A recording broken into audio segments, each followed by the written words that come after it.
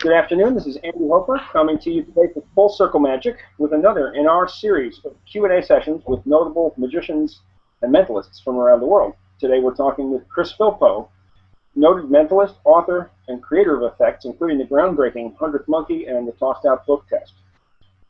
Chris is an award-winning screenwriter and director who lives and works in LA, and he is also a magician and mentalist, specializing in powerful, personal, and meaningful effects, rational readings, and exploring the undiscovered abilities of his audience. He also creates magic effects, which have aired on television and been sought out by performers all over the world. And Chris is a member of the Academy of Magical Arts and a regular contributor to Magic Magazine. So, please everyone join me in welcoming Chris to Full Circle Magic. Good afternoon, Chris. Hey, Andy, how you doing, man? And everyone else as well. And everyone else too. Right. So, as you know, we've had a list of questions out on the web for a couple of days, and people get to vote on those so that they sort themselves out in order of popularity. So we'll just go ahead and start right at the top of the list. The top question that was voted on was a real simple one: how do you select effects for a performance and develop your routines? Yes, that is a simple one. But as you know, we had a little chat earlier. I don't do a lot of performing. My main work is as a writer and director, and magic was kind of a hobby that has started to take over my life lately. But yes, it is something I struggle with daily, which effects I want to do. Of course, I want to do some of my own effects, but there's so many cool things out there. I just finished reading Colin McLeod's book, Divine, which is like incredible. And you go through a book that good, and you just want to do every effect in it.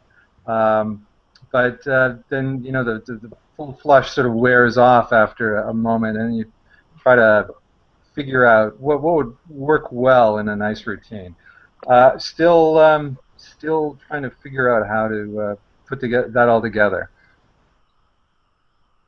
Okay. Is that helpful at all? No, that's great. That's great. As you said, we spoke a little bit earlier, so I kind of anticipated your response on that one. But I think that that's something that all of us are struggling with, you know, most of the time, unless we have a set act that doesn't change over time. See, because I work mainly in feature films, and I've got a novel coming out now, and so I'm working with longer forms. Putting together like a 20-minute set, a 30-minute set is like incredibly short for me. Yes. I'm not used to dealing with something that short. And I know a lot of magicians who start out, you know, when you start out in magic, you do tricks. And so building a routine, they're often coming at it from the opposite angle. Oh, you know, how do I put, you know, these tricks together into routine? I'm like trying to, how can I shape my ideas so that I can make some sort of cohesive whole and fit it into that time slot, which is so short. Yeah, I come at some things in magic a little different, which I think, you know, sometimes it gives me a different perspective on the art. So hopefully that will help me see things in a slightly different way. No, that totally makes sense. I think that's a situation a lot of mentalists will find themselves up against, because you know, if you're trying to develop something that has a deeper impact on people, and that takes a little time to develop in people's minds. So you can't just snap off a series of effects like magic tricks. I think I'm going to jump around actually a little bit in the list, not necessarily to the most popular, but Sure. talk about how you got started, perhaps. When did you first get interested in magic and maybe mentalism, and who were some of your, you know, what was your first inspiration, if you can remember it, to perform or to do magic? Years ago, when I was a teenager, I was heavily into magic, and I was on a airplane flight going across the country by myself, and somebody had left a Time magazine in the seat slot ahead of me, and it had a article on Doug Henning, who had just broken at the magic show on Broadway. And I read about this guy, and it turns out Doug Henning lived in the same town I lived in, Oakville, which is a suburb of Toronto. He was born in the same place where I was born, which was Winnipeg. And I thought, wow, this is incredible. This is really strange. And then I read about they exposed some magic tricks. They exposed how to do the sawing a woman in half. I later learned that the guy who they interviewed on this was horrified. They actually put the trick in there, but they I, I saw this explanation for how to do a sawing a woman in half, and I got so excited that I got home. I took the magazine home with me, and I tried to build a sawing a woman in half illusion. I was like 10 or something in my garage, and needless to say, it didn't really work out well, but it just got me hooked. And I grew up. I eventually in Toronto, I worked at a shop every weekend called the Browser's Den, which is a magic shop which still exists in Toronto. But I went to university and kind of lost touch with it. I couldn't find any magicians at university. Got into filmmaking and fell in love with that, and that just became my sort of passionate artistic outlet. And then left it hard for 25 years. Did not touch magic. If a special was on, a magic special was on television, I would turn the channel. I would go to Vegas and not go see a magic show, as unbelievable as that may sound. And eventually I moved to LA because of film, and I was killing time before a meeting, and I wandered into Hollywood Magic Shop, and somebody gave me a pass to the castle, and so I went. I went with my wife, and I fell in love with it all over again. I started talking about magic all the time. My manager was saying, "Well, you should write about magic," and so I wrote a pilot about magic and interviewed a bunch of magicians, guys like John Armstrong, Michael Rangel, and some really wonderful magicians, and who are still my friends, and just fell back in love with it again. And that's only 4 or 5 years ago. So I'm in many ways I'm a newbie at this. Did just out of curiosity, did most of your creations of effects come then since that time period, within the last 4 or 5 years? Yeah, definitely. And it's been I mean, there was a few effects that I came up with back when I was a teenager that I look at now and I go, wow, that's a great trick, and I don't think anyone's come up with it. So I do eventually want to, polish it up and release some of those effects. Some of them, of course, were awful, but I've been having kind of a second childhood with magic, where I've just been on this creative binge. I have probably 1,000 pages of notes of magic tricks that I would like to, all of them I would like to eventually polish up more, but I'm sure they're not all worth it. But I just get really excited about. I've just gotten really excited about creating magic tricks right now. Well, if I could have 1/10 of your creativity, I would. Well, I'd pay a lot for it, but I have fun anyway. But that's really amazing that you've been that prolific in only a few years like that. Well, I mean, it's nice. I mean, I feel blessed that I am just sort of a creative person. But I look at some of my friends who are just such natural, effortless entertainers. I mean, I think there's certain gifts you're born with, and there's certain gifts you have to develop. I feel I kind of was born with creativity.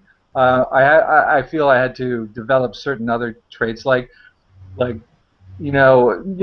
just being diligent. Like the 100th Monkey took a lot of testing, and some of it was painful. It was just doing the same thing and fussing with things, and so I had to sort of develop that kind of discipline to really see an idea through to the end, and I have to develop myself as a performer. Fortunately, living in Los Angeles and counting among my friends some of the best magical performers in the world, I get to see close up how they do it. But on the other hand, if you screw up doing a magic trick when you're performing for someone like Max Maven, the man does not hold back, and it has made me a better performer.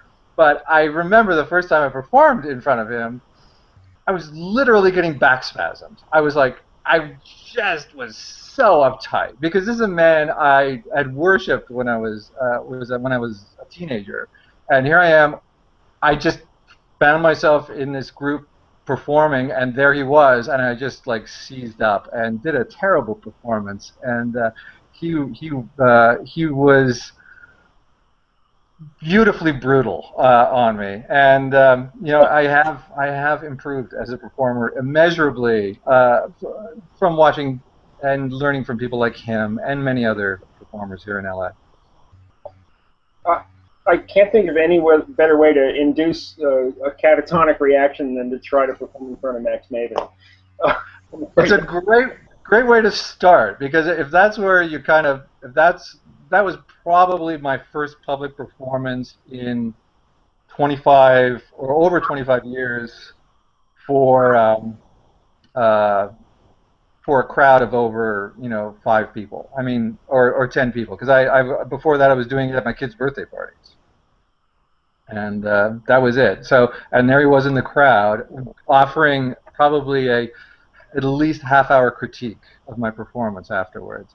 And if you can get through that, man, you can get through anything. Anything else is just easy after that. Well, I guess if you survive it, just the fact that he spent that long thinking about it is kind of gratifying in its own right. Oh yeah. Well, no, if I get the opportunity to get notes like that, I go home and write them all down and keep tabs on them and keep in a file labeled Magic Performance, and I reread those notes every once in a while. I go, you know, what people's impressions of the way I come off to them as a performer, because in some ways you can't work around just your physicality, the way you come off as a physical person. You have to, in some sense, embrace, you know, who you are as a person. And so, you know, those kind of notes, even though sometimes they could be harsh, really, that's what I come off like. But that's a great way for helping to develop your character and finding your voice as a magician. No, I mean, that's terrific, and nobody really can get, you know, without objective criticism, I can't imagine how anyone can really improve. You only have a very subjective view of yourself. Yeah. Now, you know, as we know, as you said, you spend more time perhaps creating than performing publicly. But when you do, you know, we had a question about what kind of venues you perform in, whether it's venues or not, I'm not sure. But Right. you know, how often do you perform publicly, and if so, you know, what kind of places? Is it usually small groups, you know, a party or event, or do you ever do platform work or anything like that with a larger audience? Uh, Almost never. Almost never. I am putting together an act, so I can do those kind of shows. And But yeah, I don't perform. Um, I've done walk around. I've done small performances at a table for a crowd at a party and things like that. But these are, you know, my main work is, uh, like I said, as a writer, a director, and a magic creator. When I first came up with a magic trick, my first effect was incandescent. It was a book test with love poems, and it had the reason I wrote that was because I was reading some book tests and found them very unreadable, which was kind of an uh, odd criticism of book tests, but you know, from my perspective as a writer, that kind of made sense to me. And I thought I wanted to write a book test that you could damn well read it if you wanted to. And so I wrote one of book test. Plus, I thought it was love poetry was a nice angle into, you know, it gave an emotional edge. But I did not want to perform it on the video. I sent out, you know, asked a bunch of magicians, you know, would you perform this on my video? And it was very difficult to kind of explain that I wasn't really a performer. I was, I'm coming from cinema, where you hire actors who specialize in the presentation of text. So I would write text and I could direct text, but I was not an actor. I was behind the camera. And so when I came to magic, that's the way I wanted it to be. I wanted to be the guy behind the camera. I wanted to be creating the effects, writing text, working on presentations, trying to find something that suited that performer, but not actually in front of the camera.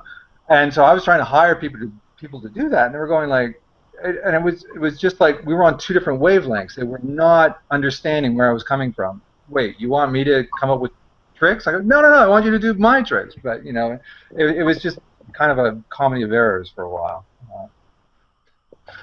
That's great. That's great.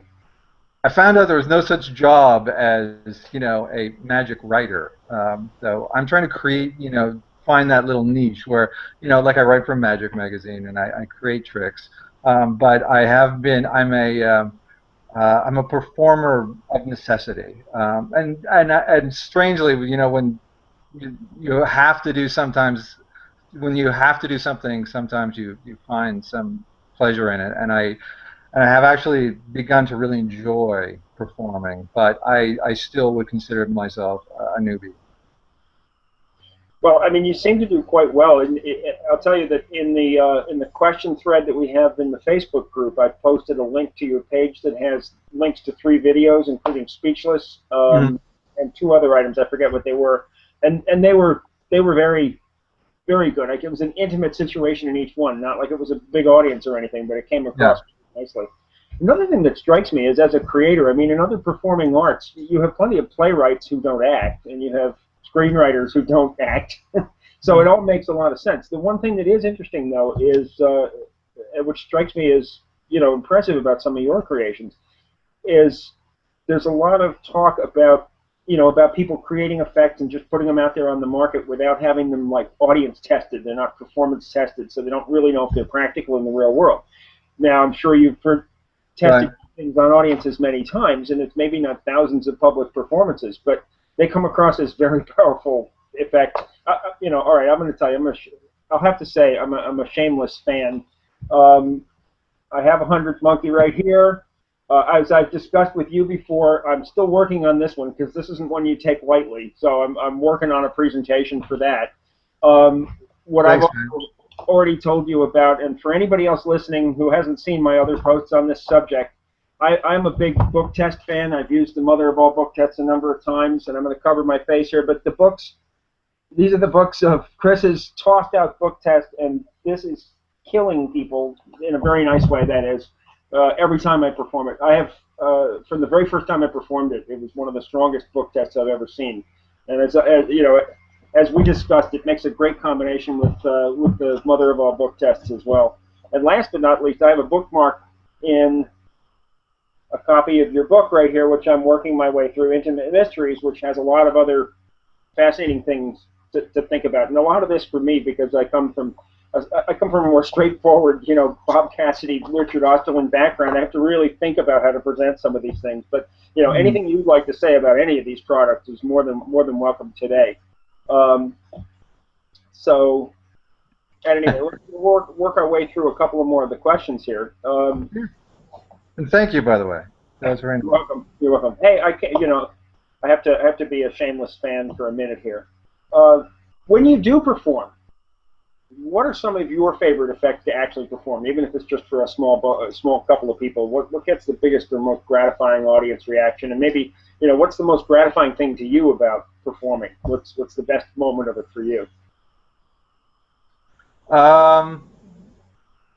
I don't know. I mean, there are a few effects that just get really strong reactions when I do them.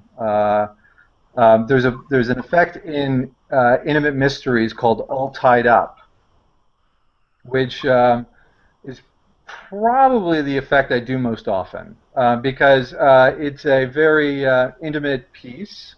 It's perfect for a one-on-one situation where you have maybe 3 to 5 minutes, and you don't necessarily want to lead in with pick a card. I mean, it's a card trick where they don't even know it's a card trick until it's almost done. I actually just recorded an instant download on the effect with Steve Valentine, who also does it, and I got an excited phone call from him about oh, several months back. He was reading the book Intimate Mysteries while he was getting his hair done, and the hairdresser was said, "Oh, that looks like an interesting book. Intimate Mysteries. What is that about?" And he said, "Oh, it's actually magic tricks. Would you like to see one?" And she said, "Sure." And so as soon as they finished, he was quickly reading through this one I had recommended, All Tied Up, and basically learned it in the chair and performed it on her, and he did it on her, and she broke into tears at the end of it and hugged him, and then immediately said, "Do it on my friend." And then her friend started tearing up, and he was driving home from the hairdresser. Was just like, "Dude, you won't believe it. It was the best reaction." So he was really nice. I was just asked him, "Oh, would you give me a quote on it?" And he said, "No, let's come over to my place and we'll film the whole thing together." So he has his own handlings and I had mine. So we put that together, and that'll be coming out next week. I think they may put a link somewhere on the page. Laura was saying she was going to put a link somewhere. So that's one of my favorite effects. Um, Speechless. If you're at a group like a party, speechless is a terrific effect. You I always ask for the person to step aside who you're doing this on and say, would you mind stepping back? I don't want you to overhear this induction. So you get a little space around you, but then you say the induction loud enough so they do overhear it, and it seems a little naughty on their part. And then you start doing this, and just before as I'm reaching to take out the cards, I always turn to the people watching and I say, "You're going to want to film this." And they all like haul up their phones and they start filming. And then, as I'm doing the effect, I'm one by one taking their phones and filming over the subject's shoulder as they can't read the words. And they will play it back to them later, and they can't believe it. And then I get, people coming up an hour, 2 hours later at a party. They've obviously shown them video of me doing the effect. And they say, can you take away my ability to read? It affects people in strong ways. I really, really enjoy that effect a lot. So, and there's another one I will be releasing soon. It's called Unhypnotized, which is a really pretty effect. And I do a lot, but I probably shouldn't go into it. You have me writing notes down here as we talk on that. The video that you're planning on releasing that you did of All Tied Up, is that going to be just released as a demo video that anyone can download, or are you productizing that separately in some way? It's actually an odd release. Okay. I had this idea because I have the novel coming out. Here, now I'm going to hold up a book. This is the novel. It's called The Death Watch. I was going to ask about that. It's a young adult thriller. So if you like books like Hunger Games, you will probably enjoy this. But though I'm kind of known in the screenwriting world in Hollywood and have connections in that, and I'm getting known in the magic world, I'm not really known at all as a novelist. So I'm trying to build up some readership. So I thought, well, if I can get some, do a cross promotion. So I had this idea of releasing the video download for All Tied Up, and I'm basically going to release that for free for anyone who buys a copy of The Death Watch on Amazon and gives it a rating. And you don't have to buy the hard copy. You just have to buy, like the instant download. Today it's $3. Some days it's $4. But so for $3, and then give it a rating on Amazon, and then you get access to an hour-long video of Steve Valentine and I doing All Tied Up, different handlings, and plus Steve. I don't know if you know Steve, two-time Magic Castle Close-Up Magician of the Year, the current Magic Castle Lecturer of the Year. It's a fabulous teacher. If some of you saw my video for 100th Monkey, I can get tongue-tied at times.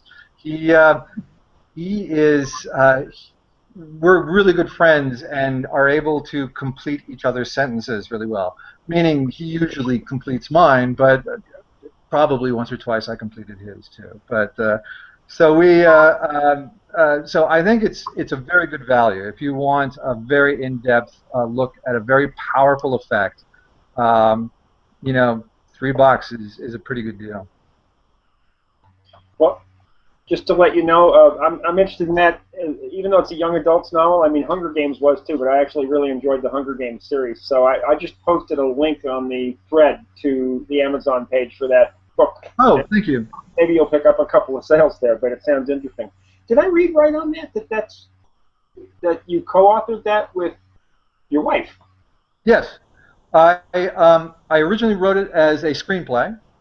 That's my main thing as a screenwriter, and my managers really loved the script, but they were like, this would just be so much better as a novel. This just fits into the whole dystopian future teen lead kind of thing that's doing really well in fiction right now.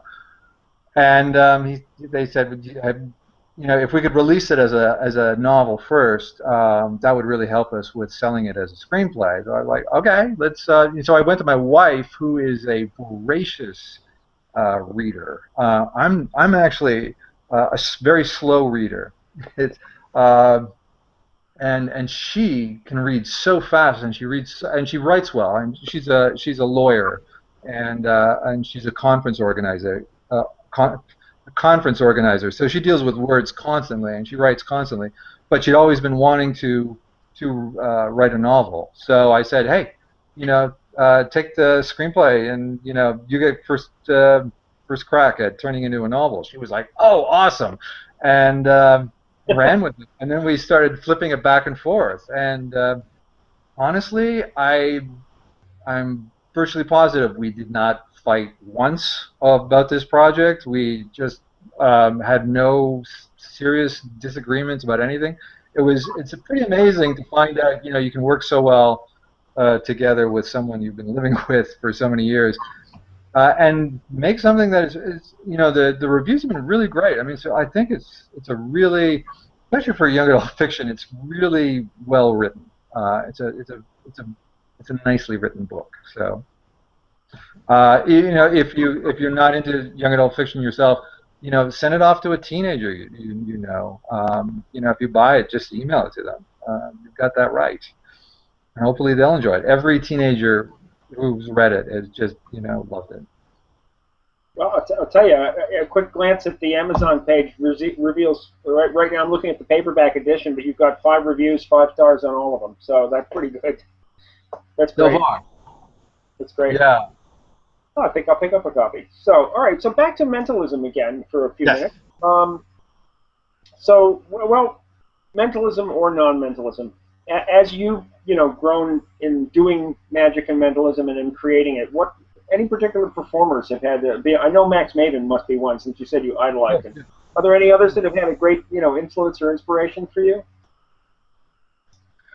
I mean, probably my 2 favorite performers would be Darren Brown and Teller. If I had to pick, I just think they're incredible. A lot of other magicians just. When I was a teenager, I was a card guy. Like a lot of magicians in their teens. That just it had a lot of appeal, and I was reading Apocalypse back then, and real Harry Lorraine follower. Just got every one of his books, and Richard Kaufman, and that was kind of where my head was at back then. When I came back to it, I found there's been all this other stuff going on. I mean, street magic had happened, obviously, but also the whole Bizarrist movement and Eugene Berger. When I'm going back and finding the Eugene Berger stuff, I'm going, this is incredible. I had no idea you could do stuff like this with magic. And it was really intriguing, and it just made me seem like everything had changed while I was away, and in a really exciting way. I had no interest in mentalism when I was a teenager, but I've sort of, I guess I've become known as a mentalist because most of my effects are mentalist. But part of that is just because I was invited after my first release to join a group here in LA called The Elders, which is a magic club. Um, and Max Maven is a member. Ron Pink is a member. Uh, Paul Green, Scott Grossberg, Pete McCabe is a member. I mean, some great magical thinkers and performers and creators.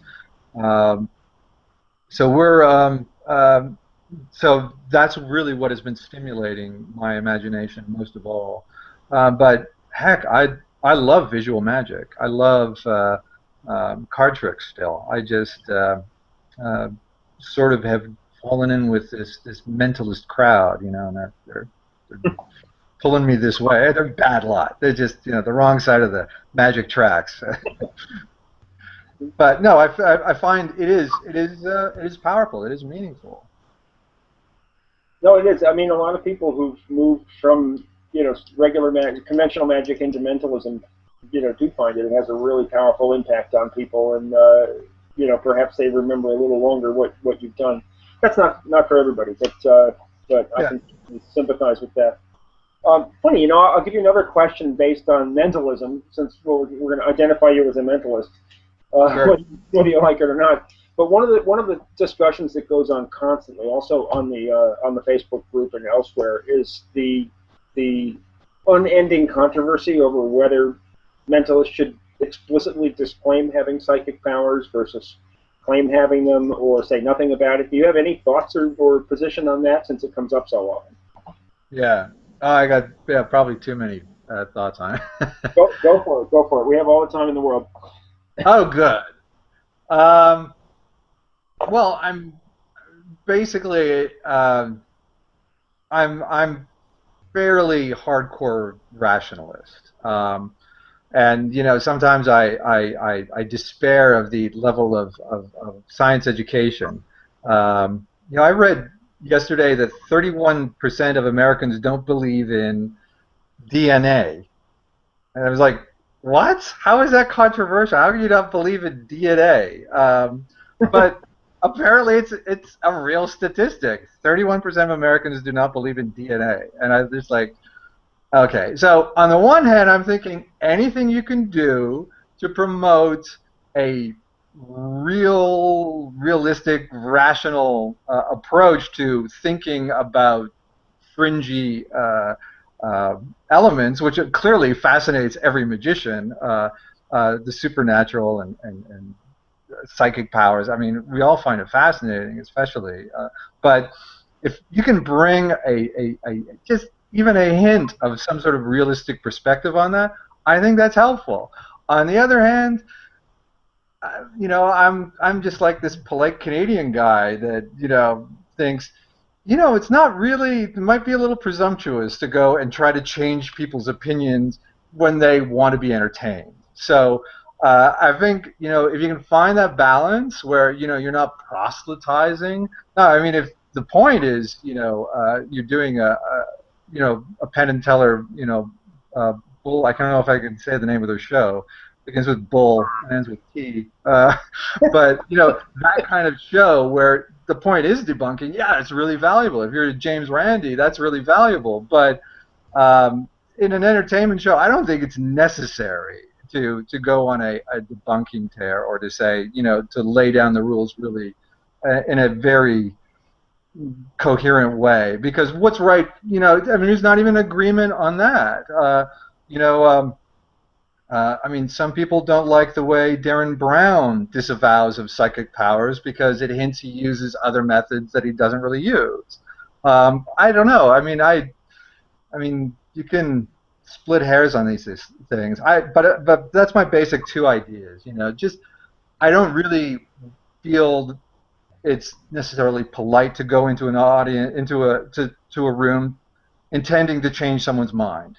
I do not want to proselytize. But on the other hand, if I can bring a little bit of a rational insight into some of the things we're doing, I think that's helpful. Does that make sense?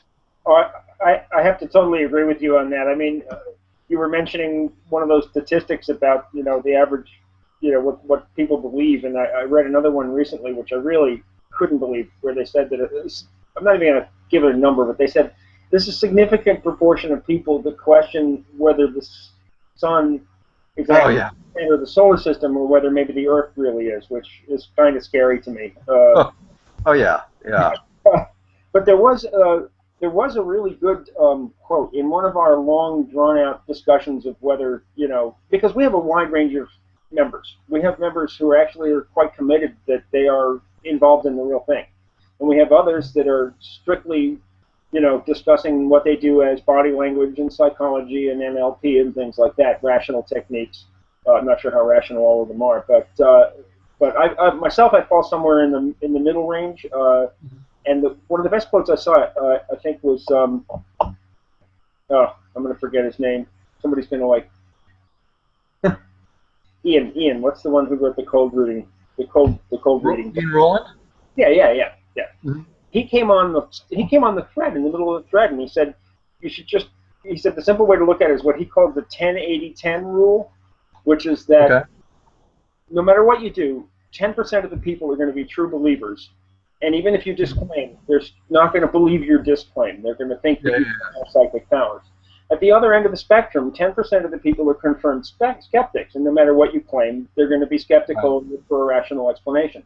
The 80% in the middle don't care. They just came to be entertained, and they're going to have a good time and then go home and forget about it and go back to work tomorrow. So why are you wasting miles of space on this Facebook thread arguing your points back and forth? But he was pretty funny about it. He's a pretty I don't mind miles of space on a Facebook thread is when it's in a show. You've got 20 minutes to entertain somebody.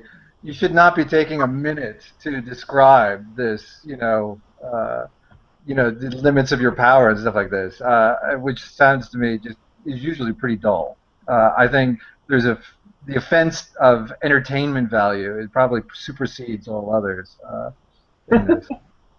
I mean, for example, the book Intimate Mysteries, which you're reading now.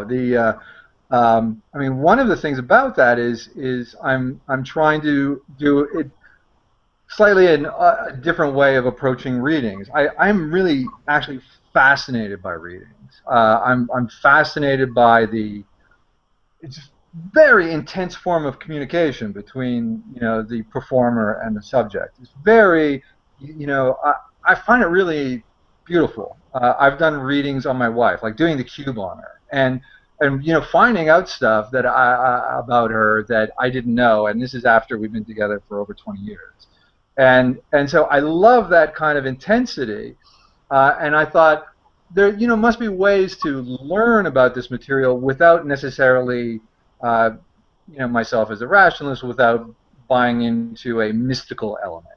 I don't necessarily want to invoke some belief system that I personally don't believe in. So so there's sort of a psychological basis for most of these things.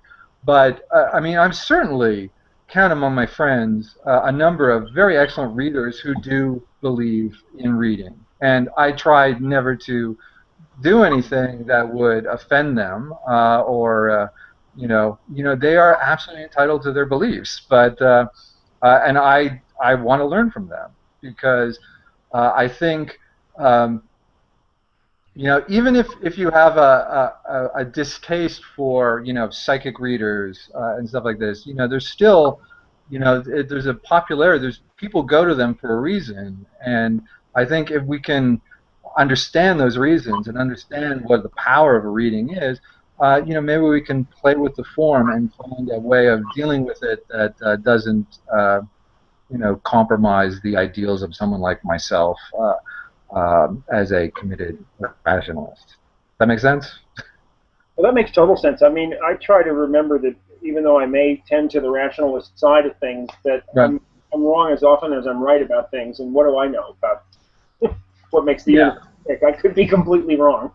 Humility is always a good stance. It certainly helps. And as far as what people believe in when seeing a performance, I mean, actually, one of my personal favorite, I shouldn't be talking about myself, but one of my personal mentors or idols is Richard Osterland, who I've been in a couple of classes of his, master classes of his, and he basically addressed the issue and said, don't disclaim because you're going to burst the bubble of the magic for people, of the mystery that they're enjoying, and there's no real reason to do that. So don't claim anything. Right. If you don't know what to do, don't say anything. Just let people think what they're going to think, and if they ask you, you can just say, I don't really know myself why it works. I just know that if I do certain things in a certain way, this is the outcome most of the time. And Right. that's been working. That approach has been working very well for me.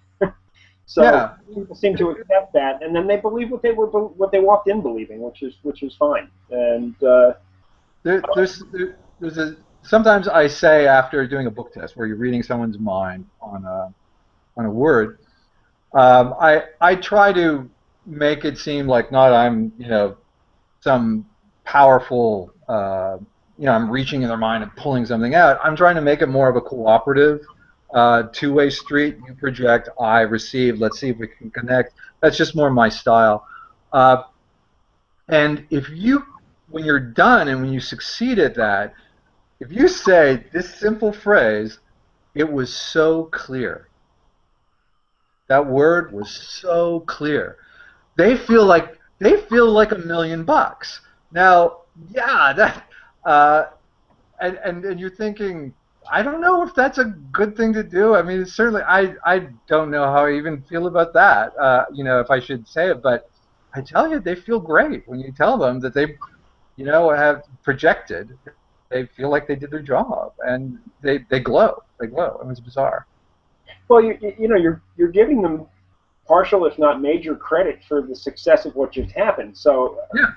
so much of mentalism, to me, has always seemed to be, it's oppositional. It's a challenge response with a lot of the audience. You're going to do. Yeah. I mean, the idea of reaching into someone else's mind and reading it is inherently threatening, and especially in this day and age of hackers and identity theft. Nobody wants their innermost secrets to be taken against their will. But if you can turn it around and have them be a participant in transmitting something successfully, clearly, as you said, then suddenly they've got instead of having an incentive to make the effect fail, they have an incentive to make it succeed because it will look good if it succeeds, and it just turns the entire feeling of the opera, the whole thing turns around. And as you said, then suddenly everybody feels good when it succeeds, and even if it fails, they feel bad for you. Yeah. No, I believe that even if on a I think and I've struggled with this, and I feel there's value in this, in just struggling with it. Okay, is that a fair thing to say to someone that was so clear after they've projected their thoughts? Because they believe it. In 90% of the cases, they believe it. Except, of course, the rolling 10% of skeptics. But they're like, oh yeah, and I think, I ask myself, what's the harm? What's the harm in allowing that? Now, if I just said, actually, psych, it wasn't, it was just a trick, they're going to feel worse. And I think the main takeaway they get from that is a metaphorical takeaway. I don't think anyone's like literally going to, be trying to project their thoughts out there to, they see someone standing on the road as a car is barreling down the street towards them. They hopefully will run out or shout or something rather than go use their mind power and project on them. But that would be not a good thing. But on the other hand, I think it's like our appreciation of superhero movies or Harry Potter. This great moment in those movies where the characters discovers powers they didn't know they had. They discover abilities they didn't know they had. And the same that you do with a magic trick that is cooperative, that they have some magic within them. And I believe that's a very potent theme, again, speaking of coming at this from a screenwriting perspective, because everyone does have talents within them and abilities that they have not explored. I can speak for myself. Until 5 years ago, I had no idea I had any talent at creating magic tricks. I had no or talent at performing them. I had no idea because I had not done it in like 25 years. And it was just something I'd put behind me. And then I just discovered, hey, I'm actually not bad at this, and that's a wonderful feeling. You find out, that you have some latent ability. And I think everyone recognizes that there are parts of themselves that are, they have talents. And I think that's a great takeaway that you can leave someone with when they leave a show. Absolutely. I mean, I think another valuable aspect is a number of people have said this, and again, Richard Osterland has mentioned this, that you can't forget that what we're doing when we perform is a form of theater, yeah. and you would certainly, being in movies, you would understand this as well. Richard said, if you go to the latest science fiction blockbuster by Steven Spielberg, you don't sit there through the whole movie looking at it and analyzing the special effects and saying, oh, gee, it's great how they did that. How do you think they did this? How do you think they did that? You sit back and you enjoy the story. If it's a good story, if they're a competent storyteller, you're drawn into the story and the effects enhance it. And you live within the story at least until the movie's over. And then later on you can go home and analyze what happened. So in a sense, if you see yourself as playing the part of a mind reader, you don't necessarily have to be convincing people that the mind reading is real, at least only for the duration of the theatrical experience. They can believe that it's real. Then later on they can go home and do that again. I think that's how some of the skeptics and rationalists can really enjoy those performances too. So, but it's just an fascinating subject to me, partly because it's everybody. People want to be ethical because there's obviously some unethical things going on in the business where people are exploited for money, and that's not a good. But so it creates a lot of tension in people doing mentalism, I think, and it shows in the threads and discussions on it. But I think it's a good thing that people are thinking about it and trying to find their right position in it. But it's like trying to do it without dispelling the magical experience is tricky. So I think we're Oh, I think you can. Yep. Yep. Yeah. Yeah. Anyway, so let's see. I'm just looking around here. I'm going sort of in random order at this point. So so much of what you're known for is as a creator, and that's really what you've been spending an awful lot of time on. And I think a lot of people would, they'd certainly love to do it themselves, but they'd love to peer inside your mind a little bit and understand how you go about. And you can't teach being creative, but there's questions here about do new ideas just sort of pop into your head, or you wake up thinking a new idea, or do you have any particular brainstorming techniques beyond writing thousands of pages of notes and reading them back? Well, I mean, you don't write thousands of pages of notes of output without input going in. Sure. I mean, a lot of the books that, I don't know how long you've been involved with mentalism, but I mean, a lot of the viewers, I'm sure, have read books like Corinda years ago. I just read it like 3 years ago, and I made tons of notes on it. I just read Practical Mental Effects 3-4 years ago, or coming up across a whole huge swath of material, because like I said, I never read a single mentalist book when I was a teenager. It's all been new. So there's all this stuff goes in, and then I think of it in different ways, and try to see I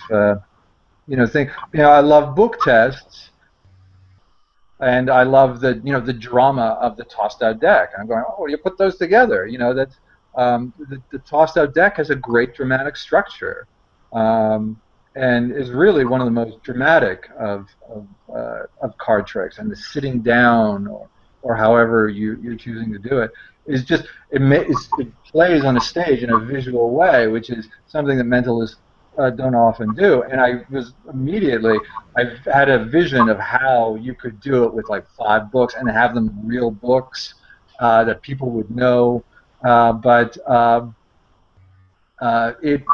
it would be a real pain to gimmick everything. It would take ages, but it was just like, this is going to be a great trick. It's going to be worth all that pain to make it just so. But I had a sense of yeah, it's a good trick. Yeah, it's good as drama. And how do you play that out? With Hundredth Monkey, it was I just got really excited by some of the core principles that went into it and worked for months. I honestly, I thought my my wife must have thought I was crazy at that point, but I just got kind of obsessive about things you could do with it. I think that happens to a lot of us. And yes, yeah, we have very tolerant and supportive Oh, wives. you have no idea. Yeah, you do. That's fun. So, this group, the elders, has been just such a wonderful thing to fall into.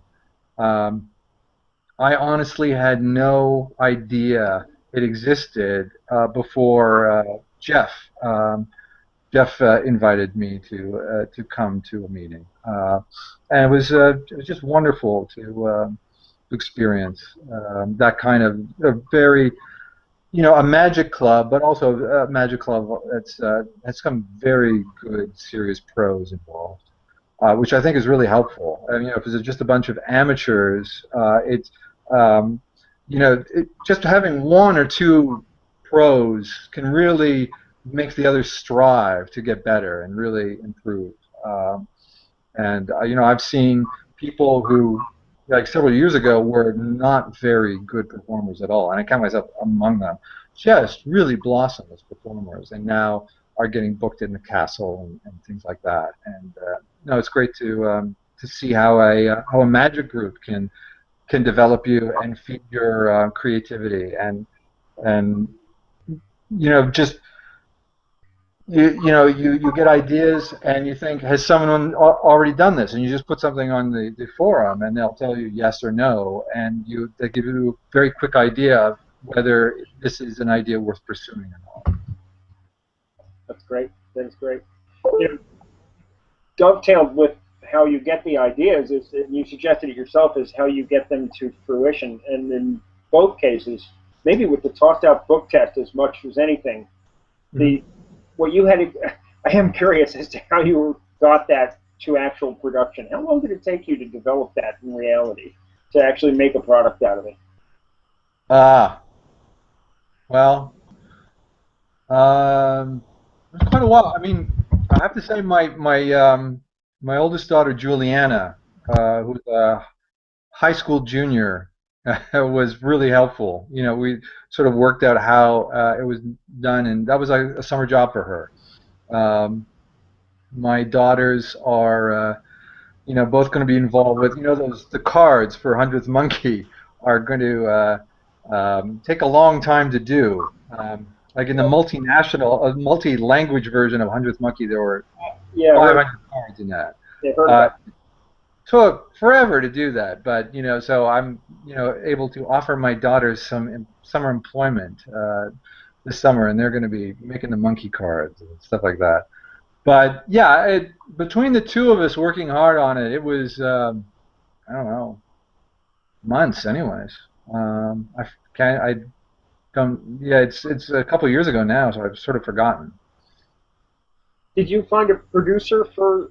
I mean, again, the book test is the one that has a lot of physical stuff along with it, because the cards in Hundredth Monkey, of course, you can reproduce. But Right. how difficult was it to find a way to produce that, or did you have to bankroll the Oh, whole thing out of your own pocket? the books, you mean? Yeah, the books themselves. Um, Well, just from my first book test, Incandescence, to the second, you saw the whole rise of self-publishing. Right, right. I was wondering about that. It's just so much easier, which I think is why we see a plethora of book tests on the market right now. It's just so much easier than it was even 5 years ago to do a run of books. Um, But so yeah, I use Lulu. There are places that do it cheaper. I but Lulu gives these sales. You know, you get like 30% off or something when they feel like it. You never know, but when they put those sales on, you get really good value. So I stock up then. Right. But yeah, I know some. I can't remember the names of some of the ones that my friends use. I mean, we're in a place now where you can make, if you have an idea for a book test and you want a book test that only you will have, you can do it. You know, and you can and this frees you from things like copyright. Now, if you want to do something that uses copyright material, I mean, as long as you're using it yourself and you're not taking it on TV, I'm sure that's not a problem. So you could have like a killer. This is not legal advice. Don't quote me on this, but I mean certainly something that I've talked about with my friends. Uh, that you can do a one-off book test now, which of course was be really costly before. Impossible previously. Yeah. Yeah. Well, the quality, Yeah. as I mentioned to you, at some point in the past, the quality of the books is just beyond compare. You would never know. Mm. You would never know that they're not the absolutely the real thing. So I mean, they really are the real thing, as far as I'm concerned.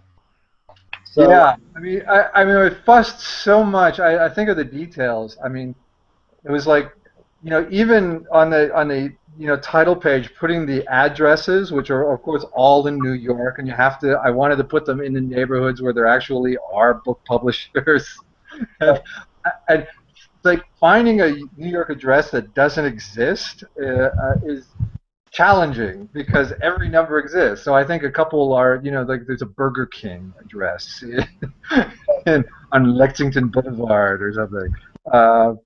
But in the title pages of that book. But yeah, a lot of ridiculous attention to detail in that book. that's what that's I'm what's fussy. I was very very impressed with it. Very impressed with it. So let's see. Let me work my way through. There's a few things that have been posted in the live thread here. I'm going to just scroll up and down through it for a little bit here. Okay. And let's see. Okay, here's one. So what outside of magic inspires your work inside magic? Hmm. Uh, I mean, I would say primarily cinema, because that's the other great passion of my life. Um, and in terms of my adult life, it has been my primary focus of my life. And I'm just such a lover of movies, world cinema. I'm doing something now with my kids called the 100 Movies, where I was flicking through the channel one day, and on Turner Classic Movies they had um, what was the movie? The Scarlet Empress. The Scarlet Empress, which is fabulous, insanely over the top von Sternberg film from the 30s, starring Marlene Dietrich. Just so gorgeous.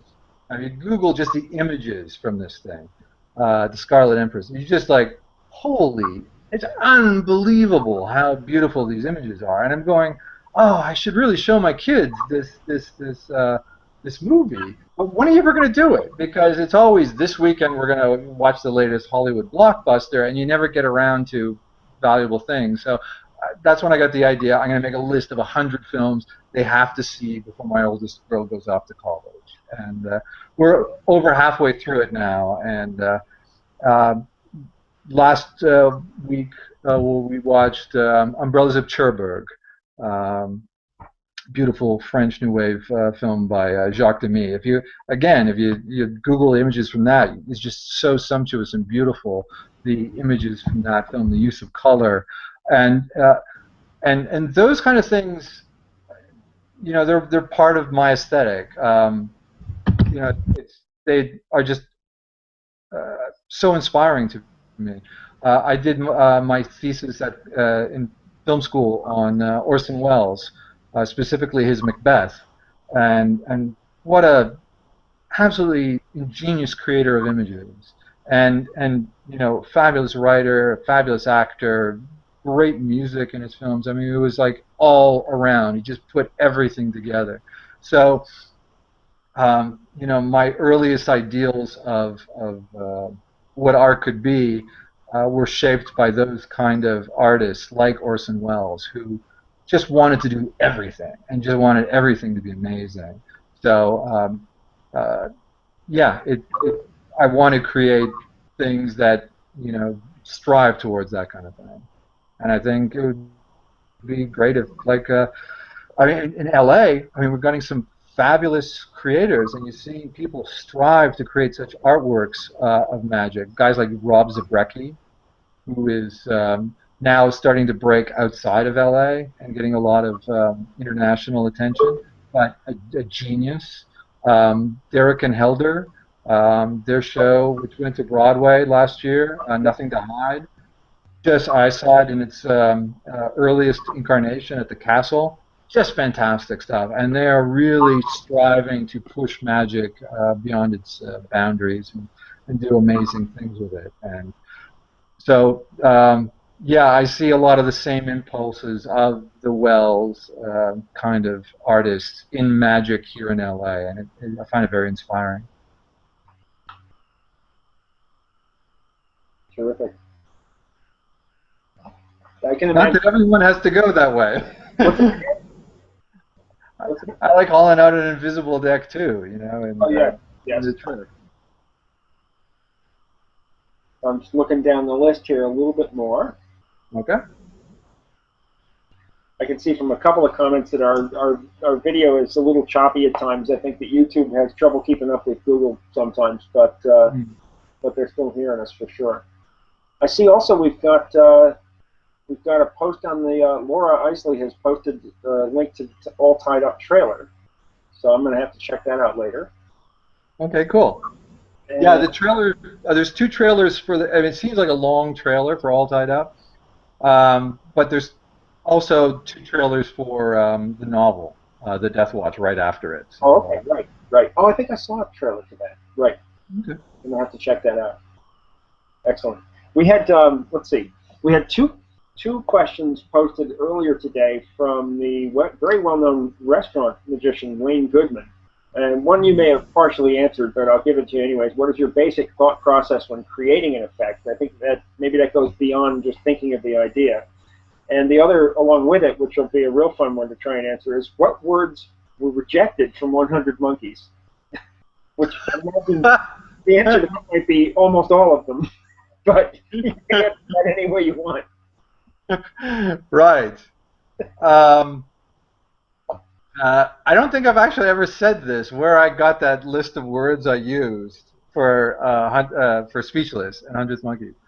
Right. That word, I Googled words that are frequently misspelled or mispronounced. That's great. And I got a list of some words and picked some of a nice size, and so that's how I settled on some of those things. I'm,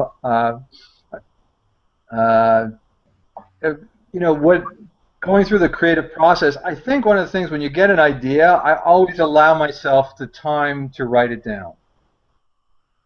Because there's nothing, even if I have something else to do, and I frequently do have something else to do, an idea to me is a very special thing, and ideas always come first. If I get an idea, I take the time to write it down, even if it means I'm late for a meeting, or if I should be working on, I'm working on the Book of Monkeys right now.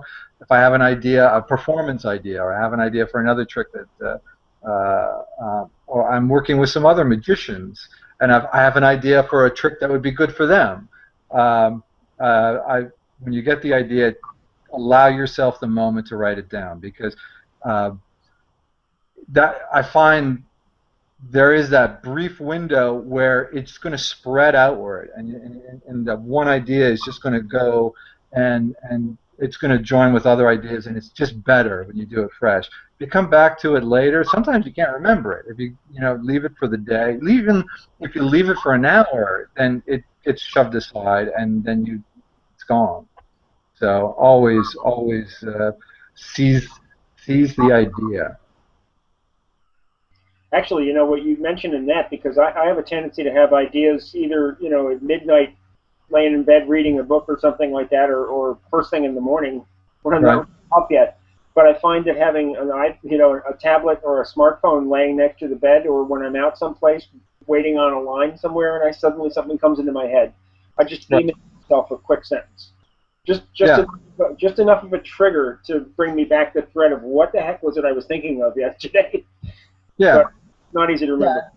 And you got this window of like 24 hours or so where it's a good time to develop it. But yeah, I'll be at the castle and I'll get an idea watching a show and oh, wouldn't it be cool if this happened? And you know, good thing about the castle is there's always lineups for the next show, so I can be there writing it out. That's And great. That's great.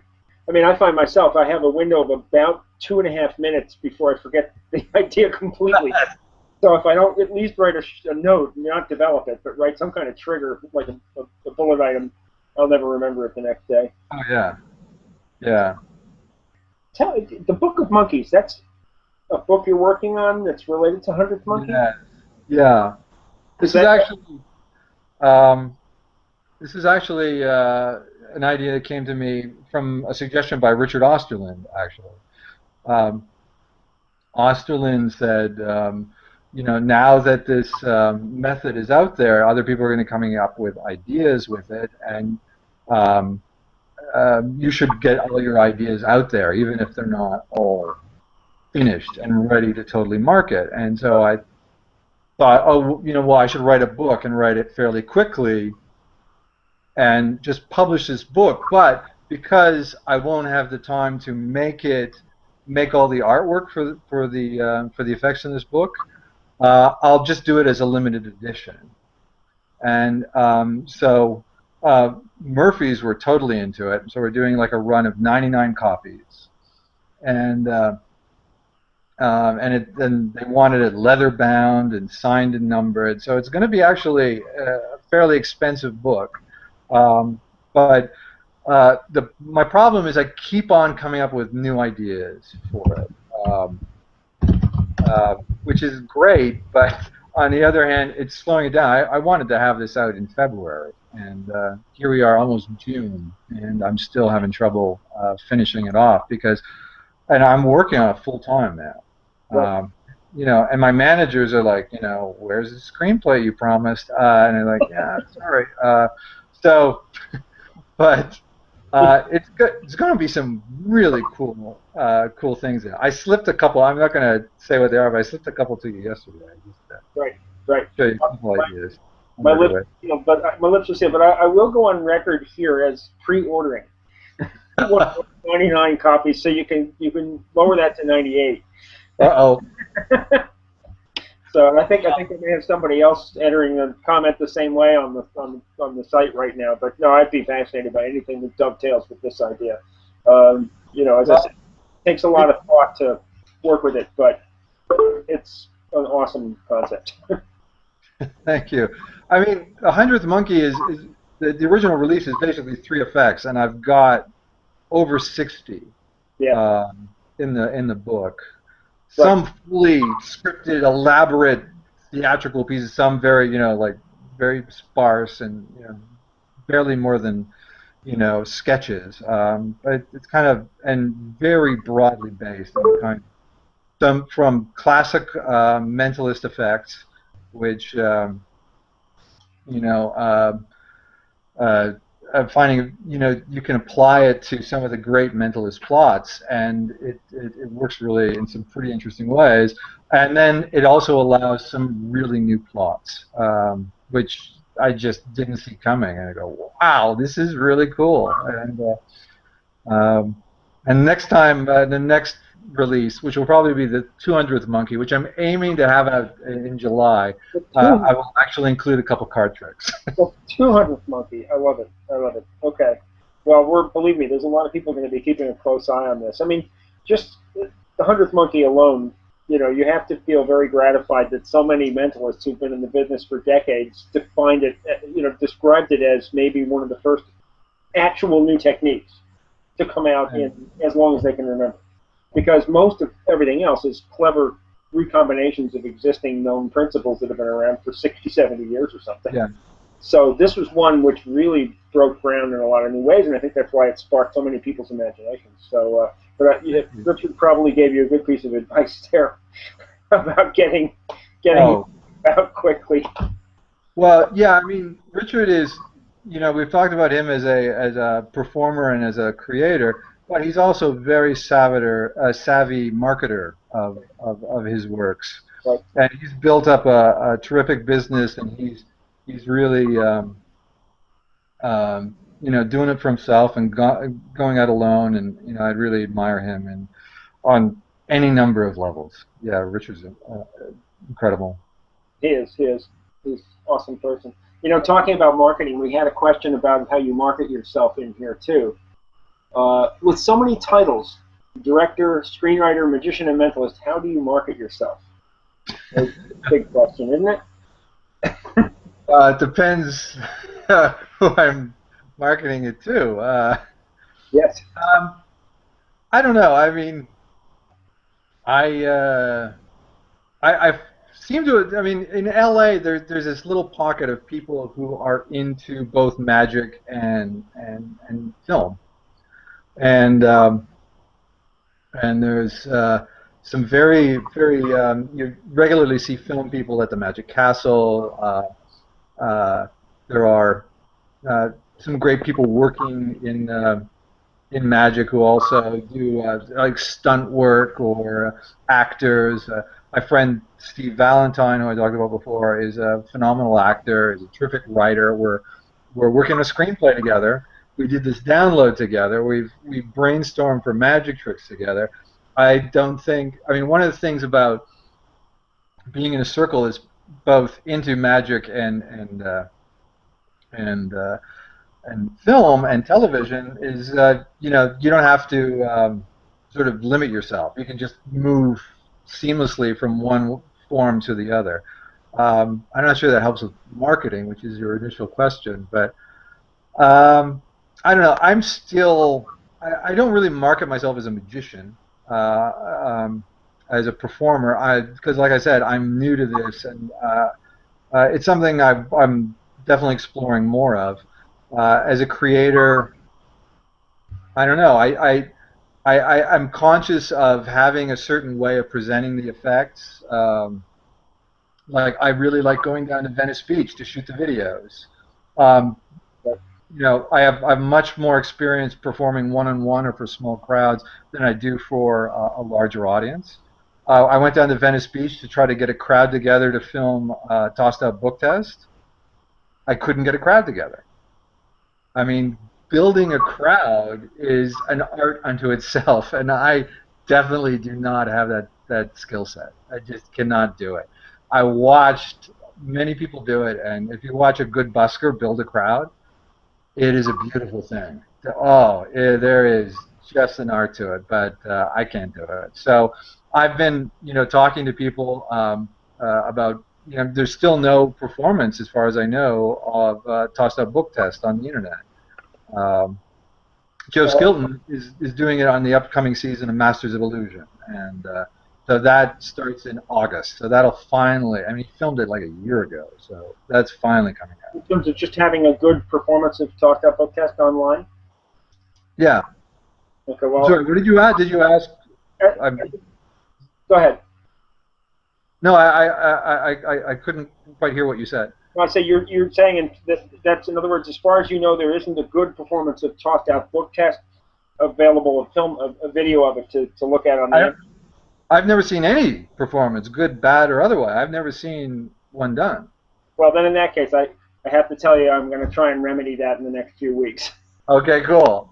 Because I understand that we've got a good video of it. So as soon as it's turned in, we'll see. I was approached by two different magicians who said that they were going to be doing the Tossed Out Book Test at the Hollywood Fringe Festival. I was like, oh, you're both doing Fringe show and you're both doing that trick? Maybe you should talk to each other first. But I may approach them and see if I can film them doing it as well. It would be fun to see. I'll pass a film by you and see what you think. I'd love to see it, man. I would love to see it. Great, great. Let's see. So one of our leaders is great at coming up with good questions that will make you strain your mind for a second. Finish these two sentences. Chris is ... and Chris isn't ... Ah. So what comes to mind on the topics we've been discussing is Chris is comfortable creating. Chris is not comfortable performing. Right. I would have answered that probably a year ago. I would probably have answered it differently. I probably would have said Chris is a creator. Chris is not a performer. But I am no longer going to say that because I am working. Like I said, some skills you are born with and others you have to develop, and I am definitely working to develop. I see you. You're on the phone. Yeah, I am. I know. They can't see me, so you're not supposed to say that. Oh, he really is. Guys, he's like there with, well, you know, maybe I'll get on the phone. So when it's my wife calling on her way home from work, I have to at least answer it for a second so she understands and remembers that we're interviewing right now. You want to check to see if you got eggs? No. Or... We're good. We're all good. Good. Okay, good. Just on the way home.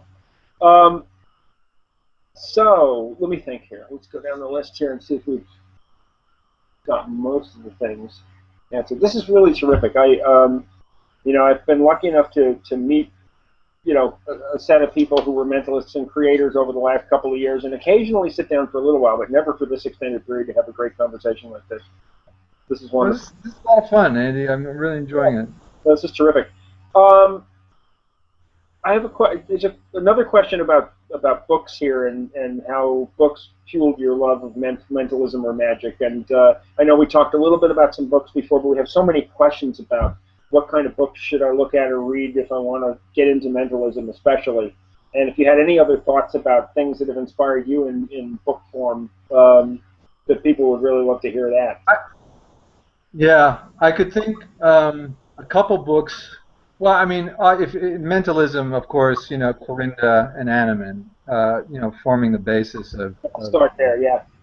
Yeah, and you can, and online there is actually a online annotation to Anneman written by Max Maven, which is really insightful to go through. Go through the book, Practical Mental Effects, and read Max's notes on them. It's really wonderful. I hope I'm directing people to a legal thing. I thought so. I'd hate to think it wasn't, but I'm pretty sure it was a legal open forum where he posted that. Okay. Apart from that, I would have to single out two of my favorite books on magic. Magic and Meaning by Eugene Berger, and Robert Neal. Okay. Phenomenal book about how to bring more meaning to tricks. And another one I really enjoy, which is similar, but a very different tone and way of approaching a topic, is Pete McCabe's Scripting Magic. Oh, yes. Yeah. Invaluable. Wonderful book, and I can't recommend it highly enough. Yeah, and multiple readings. Yes. And if you ever see Pete, this is a little known thing. If you have a copy and you get to LA, he goes to the Magic Castle every Wednesday. Bring a copy of Scripting Magic, and he will not only sign it for you, but on one page there is a swear word that he left out 3 of the letters on, and he will fill it in by hand for you.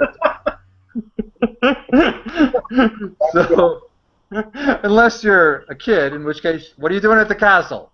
Right. I have not been there. I have to get there someday, and I'm hoping to call in an invite from somebody when I get to LA sometime. But oh yeah. Yeah, let me know if you're going. I'll take you, man.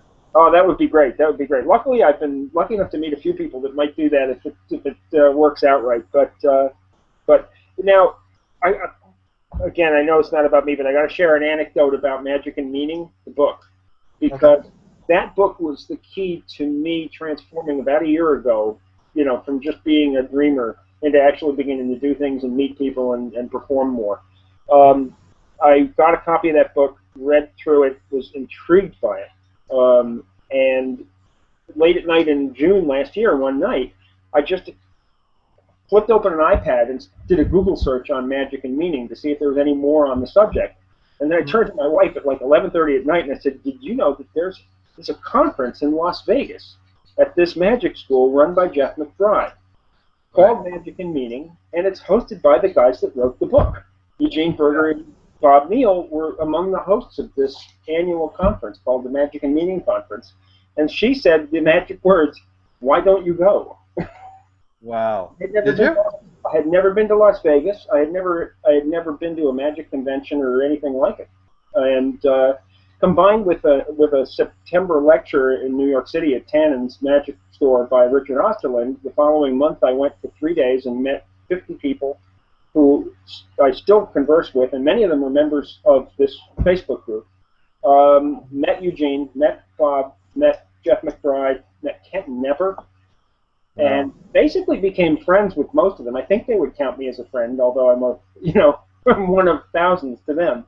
But their inspiration over a few days' time led me to, increase my confidence to actually start performing and Hmm. to stand out more and eventually to join and get involved in this group. So it's been a transforming year for somebody of my age who I'm hoping to retire within 7 years or something like that and go full time. But but Right. if you've ever thought of it, everybody I know who are friends of mine who went last year are going again this year. If you happen to want a link to it, you ever consider it, the conference is unbelievable. 3 days with these guys on the Okay. subject of magic and meaning. You sit and hang out with Eugene Berger and Bob Neal for 3 days, and Jeff Nice. McDowell and Kenton Nepper and the rest of them, and they have wonderful presentations and such. So if you're at all interested in that, I'll send you a hot link to it. But you can also find it on Jeff McBride's Magical Wisdom site. I think it's still got some openings, so you would be a fantastic presenter too. They're still looking for calls for presenters. They would love to see you. So I just thought I'd plug the conference that way. But my Sure. friends and I, who were members of this group, we're trying to plug it and get as many people that we now know from online here on the Facebook group to go out there and meet, because last year I went there, I didn't know anybody. So this year it's going to be different. So that'd be Nice. really fun to meet up with you someplace like that. But I had to bring that up because you brought the name of the book up. Yeah. So anyway, I sometimes That's can't great. stop That's myself very from cool. talking too much. Anyway, so we've pretty much we've done the question list here. Okay, great. It's been fantastic, rich bunch of look into your creative process. It's really inspiring. And do you have any other before we close out? Do you have any other particular funny anecdotes or any interesting things that have happened to you? You just care to toss in while we've still got the camera rolling here? Ah. Yeah. Great, You know, great. it's gonna be the thing. I'm gonna think of some great ones the second you turn off the camera, and Well, then uh, I. we'll post them. See, that's the kind of stuff I should prepare before you. No, Funny that's things about magic. that's okay. No, that's Yeah, cool. I got nothing. I got nothing. All right, not to press you on it. I'll tell you though, it's been a great, rich bunch of stuff. I've taken a page full of notes here myself for things I want to look up and read on more. It was so clear. I'm not going to copy that, but I'm going to think about it. I'm going It is. to copy. I'd be interested to know what people think about it. I mean, No, I like it. I like it. yeah, I like it. I think it definitely it has just the right evoked just the right reaction in people, and I love the look on people's faces when they have the reaction you're talking about, and it's like a light bulb going off in their head, so it's a lot of fun. yeah. It's a nice thing. I love the kind of magic where people realize, oh, that came from me. Which I think is integral to effects like Out of This World, and why it's so perennially popular. even though, watching someone deal through an entire deck is inherently not the most interesting thing in the world. It's so powerful and so personal and so beautiful. I use that one regularly. I do Out of This World in front of 60 people, Oh with the yeah, person sitting at a table in front of the room. And I don't say much while they're dealing. I just encourage them to use their intuition. And at the end of it, the reveal is just devastating to the entire room. They can't get it. But there's often maybe one or two missed deals in it, and that's fine. Well, perfect. right. A couple of misses in it because it's obvious. It's so powerful. Some classics like that you just can't Yeah. get away from. Well, Yeah.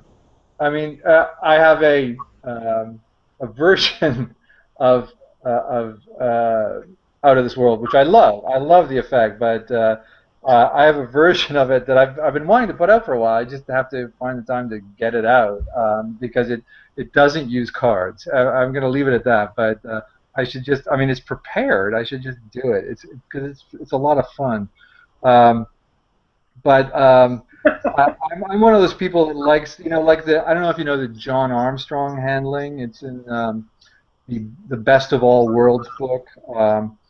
But I think he just uses like 20 cards, and maybe it's coming from film. I'm just so conscious of the pace. Right. In film, it's so lean. You pare everything down to its. I mean, screenplay writing, it's all about being totally lean. Right. And you don't say anything twice that you can say once. And you don't say anything once that you can show. And so that's another thing I take to with cinema. My own aesthetic is I don't want to see more than 20 cards dealt. And I think that's the John Armstrong handling works very well for me because he deals with 20 cards. And that's I know it's more impressive with a larger number, but there also you have to deal with more repetition. So you gotta make those trade-offs, and it all depends on the pace of your show. What kind of pace do you have in your show? Exactly. I mean, if you can get the right level of suspense up, I think if it works right, even 52 cards, I think it can build. But it has to be Yeah, it has to be a completely silent room with everyone laser focused on what's going on. Because if people's yeah. attention is wandering, then it's not going to work. But then I've Yeah, always it's like an open prediction. You're dealing out the cards, put one aside, and you deal them all out. I mean, that uh, too often it isn't like, oh my God, it's still not there, it's still not there, kind of moment. But if you can get that, it's incredibly powerful. yeah. Anticipation, suspense. You I'm know, always it, amazed at how the masters at this can keep people's attention for such a small effect in some ways. I mean, we saw Max Maven live 2 years ago, and in a 2-hour show, at the end of it, we were amazed. He was great. He was riveting. And at the end of it, I'm like counting on my fingers, and I'm going like, did we just watch a show for 2 hours where he did 6 effects or something yeah. like that? And it's like, but only he could get away with it. Or you see him lecture, and he can lecture Yeah. for ages, and you're just and his tangents.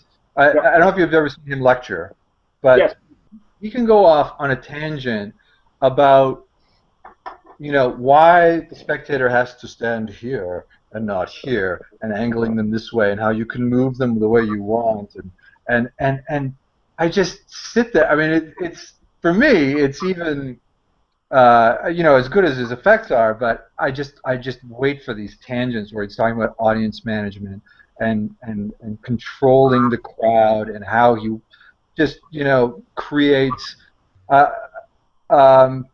everything is thought out. Absolutely everything is thought out in terms of creating a piece of entertainment.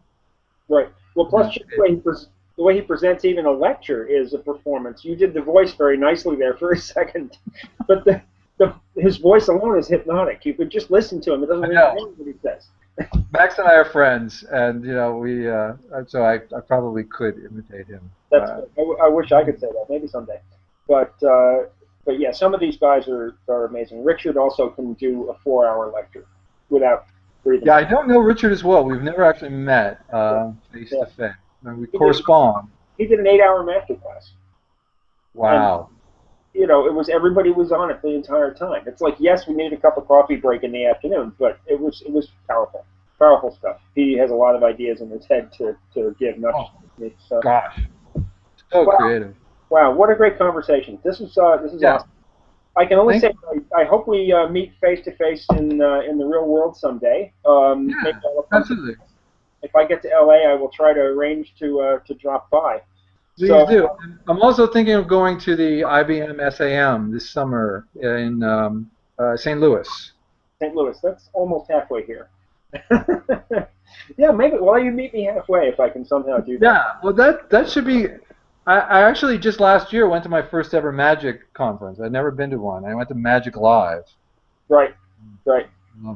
Well, again, I don't know what you're doing mid-October, but if you have any interest in hanging out for a weekend with Eugene and Bob Neal, seriously consider. I'll send you a hot link to the Magic and Meaning conference. People would love to meet you there.